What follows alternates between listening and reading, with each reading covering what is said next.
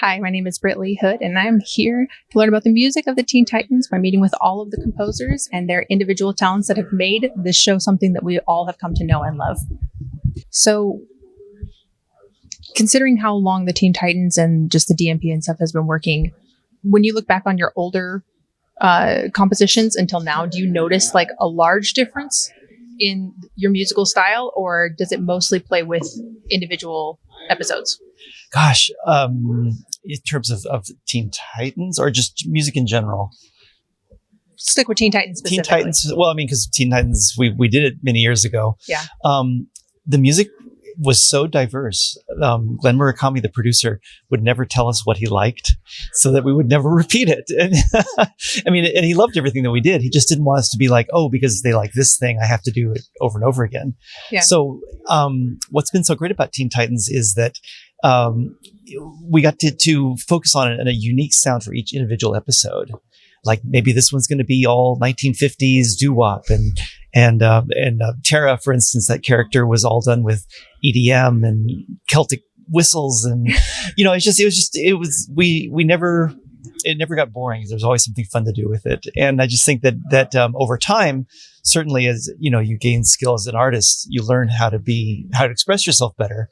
But I think that thing that you want to do as an artist to tell the story with the music, that kind of persists all through. So Teen Titans was really just a chance for you to explore in your own facet of every different kind of musical style or instrument. For sure. Yeah. And it was very different than, at the same time, the three of us were also working on the Justice League series. And that was all very structured. We're telling stories about saving the universe. The scope was gigantic. And it was mostly orchestral. So it was very refreshing, I think, to kind of like save the world one week and then have pizza with, Beast Boy the next week. And then you get the fun musical break. For sure. Was there any instrument or anything specifically that you got to kind of explore or learn with Teen Titans and got to utilize in there that's sort of become a favorite now? Yes. Well, I have a traditional like classical composition. I went to school to learn about, writing for orchestra, and starting on Batman the Animated Series was a lot of, again, orchestra. So when under our mentor, Shirley Walker, we worked on the show Batman Beyond, we stepped away from the orchestra and went to like heavy metal, 9 Inch Nails guitars. Yeah. That was in my wheelhouse because it was the 90s and I had long hair and I was very much into the whole metal scene. And Teen Titans was younger and more youthful. And so using these instruments in a very fun, carefree way was definitely the big exploration for me, is just how to have fun with the guitar. That's awesome. It's resonated so deeply with so many people, and especially people in my generation. It was Teen Titans. Any chance that I got to watch it, any chance that I got to enjoy it, and it was very lively. But it could, like you said, there's so many different themes. It could go from like very heavy and very emotionally impactful to very bright and sunny in a very short period of time. Right. Did you have anything kind of like a warning ahead of time that this was the direction that it was going to be going? Like, did you have access to storyboards or working with the animators in order to kind of fit how the music was going to go with that episode? Or was it just very on the fly because it was television? Television, I think that the blessing of working with Michael and Lolita over these years on a television schedule is being able to spend a little bit more time being creative, because I'm only doing every 3 episodes. So I had a little bit more time to kind of get into the characters and the stories and kind of find this thing that will be really unique for that particular episode. But with the schedule of things it was like, you get the call, it's time to come in and see the next show. And usually before the initial meeting with Glenn Murakami to talk about the show, I could watch it, but it was very much off the cuff of, and here we are. And, it never ceased to amaze me how wacky it would be, and just the wonderful humor and the voice acting. All these actors are so incredible, the way they pull the characters, using just their voice, to then something like, oh yes, and Raven's father is is Satan that's going to destroy the world. I think we're going to be a little more serious on this one. But it was just great. Every time to sit down to start a new episode was such a joy of discovery. And yeah, I mean, all of us are as much fans of the show as working on it. So in a way, there was kind of this fanboy excitement of, I get to see the show first, You get the little bit ahead of time. You get to channel the inner Trent Reznor on occasion. For sure. Sounds pretty good. Yeah. For like the TV movies and stuff, did you get more time to work with those ones? Was it like a slower pace to do the composition in that case? Or a little bit. Yeah. Like the Teen Titans Trouble in Tokyo that we did in this world. It was more or less like doing 3 episodes in terms of the length. And so it was that amount of time they would normally spend on 3 episodes instead of just 1. So yeah, we had a little, but the scope was bigger. It was a bigger story. There was more, we had a small orchestra, so there was more music to write. And, so we used every minute of that time. I think anytime you're working in television or film in general, you're going to be writing, you have less time than you could really use, and you're going to use it all. But that, there's also that euphoria of just being like able to dive into a project and just go for it. That is really gratifying, I think, artistically. It's beautiful. I love it. Thank you very much for all. Oh, thank you for having us today. Hi, I'm Michael. Britley. It's nice to meet you. Brittany? Britley. Britley. That's very cool. Oh, I love that. Lots of double letters. Oh, yes. Yes. Okay. So ever since you guys formed Dynamic Music Partners, do you feel like that's really helped kind of your career as a whole? Like, has it made it a bit more stable or work-life balance good to be able to work together? Oh, for sure. I mean, we were working together many years before we formed Dynamic Music Partners. So we were put together by a woman named Shirley Walker, who wrote the original Batman the Animated Series theme and Mask of the Phantasm and all of those great shows. She kind of found us through a process of selection and decided that we were going to work for her on her shows. And so once we graduated from working with her, so to speak, we decided we wanted to stay together. And so that's when we formed Dynamic Music Partners. And it's been wonderful because of the schedules of production and everything like that. It's been wonderful to have other people you can count on, and we can share the work. People can come and go and if they want to take a week off, they can take a week off. It's okay. Other people are there to cover for you. And so it's been great to be able to have a team to work with instead of having the burden of the entire show be on just one person. Yeah. And has that really, is there a time where you guys will disagree maybe on like a particular arrangement or the way that something is going? And how would you resolve that if you did? Or are you guys just so tight knit and work together at this point that everything just kind of happens? Well, we make this joke about we're kind of the Borg. I don't know if you know the Borg. Yeah. Like they're all like interconnected. Right. Yeah. Yes. So we have been assimilated, the 3 of us, and we are all like, this is hive mind. And that's just how it is. I can't remember a time when we disagreed. I think maybe what you're referring to is just like you're calling it a disagreement, but we would just call that creative input. And we might come to the table with many different ideas about what something should be. And rather than, think of that as some kind of a conflict, it's more just like it's fuel, it's fuel for creating something even better. And, many times what we do together is just a synergy of the 3 of us and our ideas. And I think that we get there with this process of bringing a lot to the table and then stripping away and keeping what we think is the best of the 3 of us. And that's what makes it work. Definitely.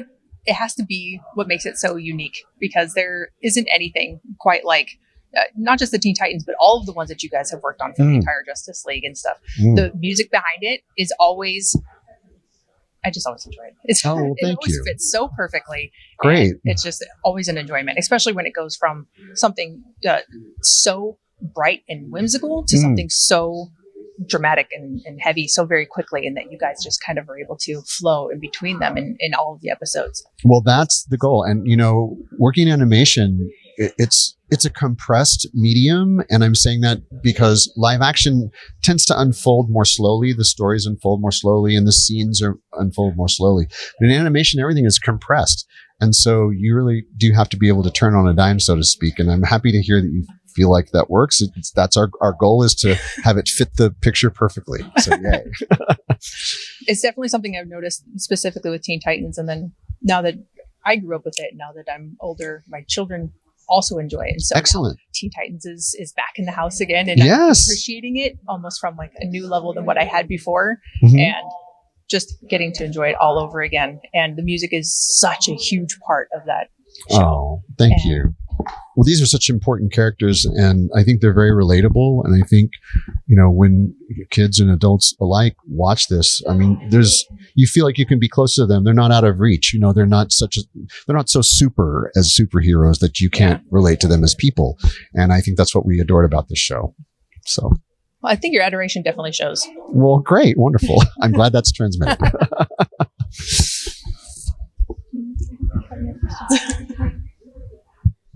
You're doing great, by the way. Fantastic, because it's my favorite day. Yeah. So. Well, you're doing great. Huh? I don't think so. I was trying to think of something else. It's all good. It's all good. Well, thanks. And I went and got nervous. I'm sorry. No reason to be nervous at all. No, thank you so much for having me. It's always wonderful to talk about these shows that were so important to so many people. I'm just glad I get to talk with you guys. This is just wonderful. Yay! Yay! So now that Dynamic Music Partners, you guys have formed your own crew together. How do you feel like that has helped you in terms of work, both the hours and then also kind of in your collaborative efforts for the show? Well, we've been a team for 30 years. Basically, we started with Shirley Walker, who was our mentor, who employed us for a little show called Batman the Animated Series. So I don't want to say we stumbled into a partnership, but we actually, just because we became so close and we became such great colleagues and collaborators. I think the partnership wasn't necessarily something that, early in my career, I thought, I'm going to meet other composers and we're going to form some sort of a company or some sort of a team. It just kind of organically happened.